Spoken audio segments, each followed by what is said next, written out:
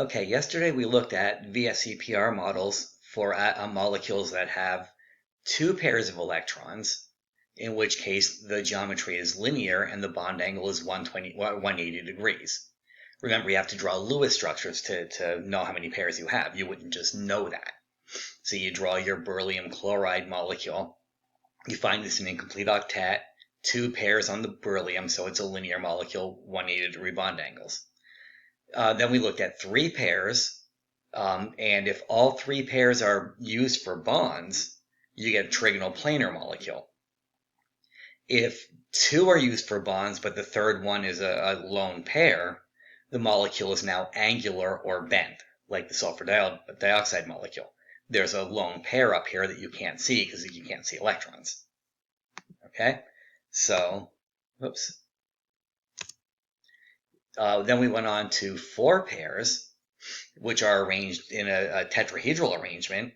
If all four pairs are used for bonding, like the methane molecule, the molecule is tetrahedral shaped. If one of the pairs is a lone pair, then we saw it was a trigonal pyramidal shape, like the ammonia molecule. Again, notice the difference is there's a lone pair up here, so the central atom is now at the top of the flattened pyramid. It's not in the middle of the tetrahedron anymore. Okay, so that's four pairs when they're all used for bonding, tetrahedral. Four pairs when three are used for bonding and one is a lone pair, AX3E1 if you want. And then four pairs if two of them are lone pairs, you're left with an angular molecule again, or a bent molecule. The difference is it's a tetrahedral angle, 109.5, whereas before with three pairs, it was a 120-degree angle. Now, let's move on to expanded octets. What if you have five pairs? Well, remember there we saw it was trigonal bipyramidal shape. And so it's easier to see over here. You got these equatorial positions forming a flat triangle, and then you got the axial positions forming the points of the top pyramid and the bottom pyramid. See how you make a pyramid up here and a pyramid down there. So that's trigonal bipyramidal. Bond angles are 120 in here, bond angle is 90 here and here. Now, what if you have a lone pair? It matters where you put the lone pair now. Back up here with tetrahedral or trigonal planar, it didn't really matter where you put it because it was symmetric. But here it matters. Remember, the equatorial positions experience less repulsion. And so when we put in lone pairs, and we recall that lone pairs are like Arley, very repulsive, you're going to put those in the area with the least repulsion. And so the lone pairs are going to go in the equatorial positions rather than in the axial positions. So if I have five pairs, but one of them is a lone pair, like we have here, notice you put it on the equatorial position. You wouldn't put it up here on an axis position. Now, the shape you get there is kind of weird, isn't it? This over here would have been the rest of the triangle, but that's cut off now when it's a lone pair that you can't see. So what we get here now is kind of a linear shape with two little prongs hanging off the side there like that. Now, up until now, we've had fancy sounding names like tetrahedral and trigonal bipyramidal and all that. With this one, chemists looked at it and said, oh, if you turn it on its side, it forms a little seesaw. There's the base of the seesaw, there's the places where the people would sit, and it would just tilt back and forth. So we call it a seesaw-shaped molecule, and that's actually what chemists call it. Sometimes, though, they try to be fancy and call it a distorted tetrahedron, but that's dumb. But you will see it out there trying to make it sound a little more fancy, especially considering that lone pair pushes these guys over a little bit, so the bond angle here isn't exactly 180. It gets pushed down, so it makes it a little bit more like a distorted tetrahedron shape, but really, really distorted. So I prefer seesaw, and that's what you see here also. Now, so if you have five pairs, trigonal bipyramidal shape, but one of them is empty, a lone pair, then that gives you this seesaw-shaped molecule. And the sulfur tetrafluoride molecule is an example they use for that. Now, if you have five pairs and two of them are lone pairs, Well, once again, lone pairs go equatorially. And so you put them on two of the equatorial positions. Notice that leaves you with the axial positions and one of the equatorials left. Yeah, there's lone pairs poking out and into the board here, but whatever. The molecule now ends up being T-shaped.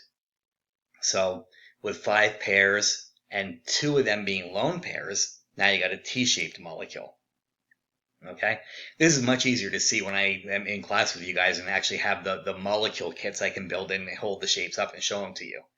So what you should do is just go to your room and get your molecular model kits that you all keep under your bed and build these. I assume everyone has molecular model kits at home. Maybe I'm wrong. Now, what if you have 5 pairs and 3 of them are lone pairs? Well, again, now you're going to put another lone pair on an equatorial position here, and that's going to leave you with just the 2 axial positions, which means it's a linear molecule, 180-degree bond angles. Now, how is that different from the linear we saw before? With linear we saw before, there was only 2 pairs. There were none of these lone pairs in the middle. With 5 pairs, you got the lone pairs that you can't see, but it degenerates into the same shape as before, linear. Now, finally, what if you have 6 pairs? They're arranged octahedrally, like this, right? And sulfur hexafluoride has that shape. But what if one's a lone pair? Remember, this is symmetric. So maybe it's hard to see like this, but if I were to turn it on its side, it would still look the same. So there's no such thing as equatorial or axial positions here. So when you want to put a lone pair on here, make one of these a lone pair, it doesn't matter which one you pick. Let's pick the bottom one because it'll be easier to visualize from our perspective, but the molecule doesn't care.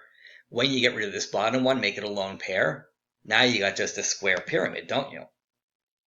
So we call it a square pyramidal shape. And there it is, where you have your 4 bonds in a square and then the 5th bond forming the tip of the pyramid up there. If you have 2 lone pairs, now we made the bottom one a lone pair. Again, it wouldn't matter if we turned it, but whatever. Where's the other lone pair go?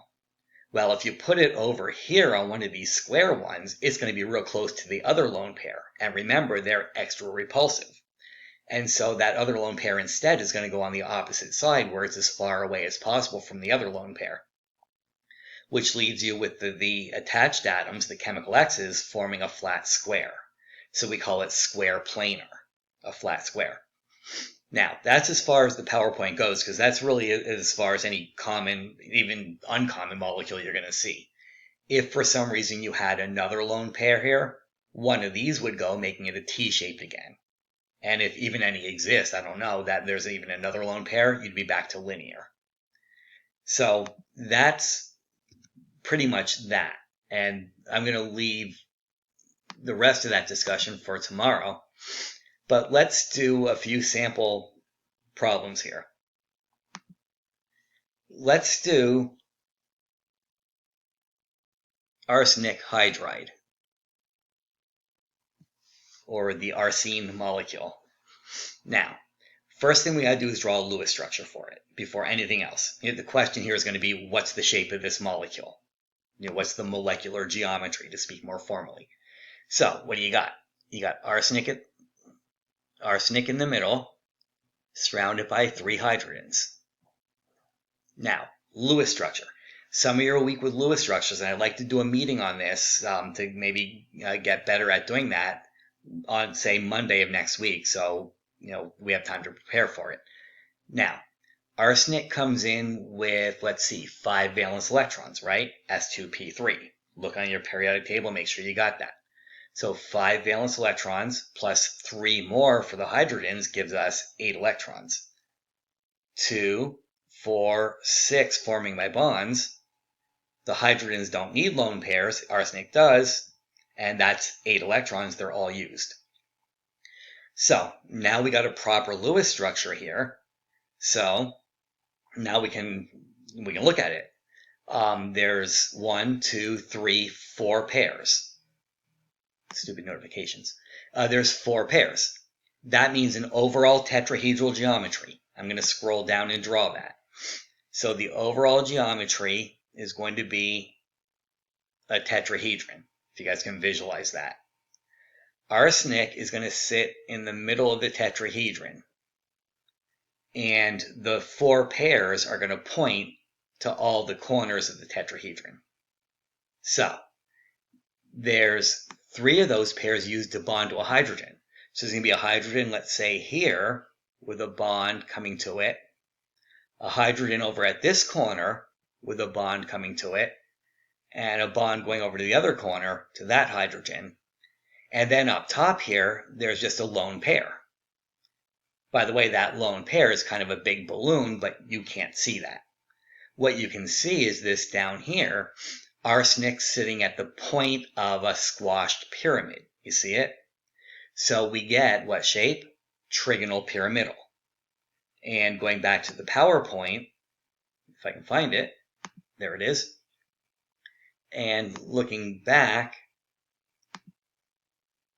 if I can find it, looking back, that's exactly the shape it said it was going to be, trigonal pyramidal, when you had 4 pairs, 3 of them bonded, 1 non-bonded. Okay, so again, that helps show how you would do this. You basically draw a Lewis structure, look at how many pairs you have, and then decide on the overall shape, taking out lone pairs as needed. Let's do one more. So I guess I should clear this. Don't need to save it. Let's do the carbon dioxide molecule. I know we looked at the shape of that before, but let's actually do it as a Lewis structure. So you got carbon in the middle, oxygens around it. Each oxygen brings 6, that's 12, plus 4 more for carbon. Again, make sure you can do this. Look at your periodic table. Make sure you can see carbon has 4 valence electrons. Oxygen has 6 valence electrons. But 6 times 2 is 12, plus 4 more is 16 electrons, right? Did I do that right? So 2, 4, 6, 8, 10, 12, 14, 16. I'm coming up short electrons, aren't I? I need some here and some here, and I don't have them. So let's get rid of those and make a double bond. 2, 4, 6, carbon's still short. We'll make another double bond by getting rid of those. 2, 4, 6, 8, carbon's got its octet. This is now a valid Lewis structure. For those of you who remember, you could also do resonance here. Make a triple and a single or whatever, but it doesn't matter. As long as you have a valid structure, they're all going to work out the same. So now we got a valid Lewis structure. We see carbon has 2 pairs on itself. Now, yes, I know each bond is a pair itself and blah, blah, blah, but for the purposes of VSEPR theory, a double bond is just a pair. A triple bond is just a pair. Even a single electron is a pair, so they use the term very, very loosely. So you got one grouping of electrons here, call it a pair if you want, and one grouping of electrons here. So carbon has 2 pairs. Both are used to make bonds. There are no lone pairs. So 2 pairs, what shape does that give you? That gives you linear. So the molecule itself is linear as shown here. Okay? So that's how you're going to do this. You draw a valid Lewis structure. You look at how many pairs, how many lone pairs, and whatever else you have, and then you take it from there. Take the sulfur dioxide molecule. I won't draw the whole Lewis structure because I'm running low on time, but you get this. There's your Lewis structure for sulfur dioxide. So look at the central atom. You got 1 pair, 2 pairs, 3 pairs on it. That means they're arranged as a trigonal planar, right? So what you're going to have is sulfur in the middle with a planar triangle around it. Now, one of those bonds is a double bond to an oxygen. One of those bonds is a single bond to an oxygen. The other bonding site is really a lone pair that you can't see. So do the double dots if you will, but it's a lone pair that you can't see. So the molecule itself ends up being angular or bent. What's the bond angle in here?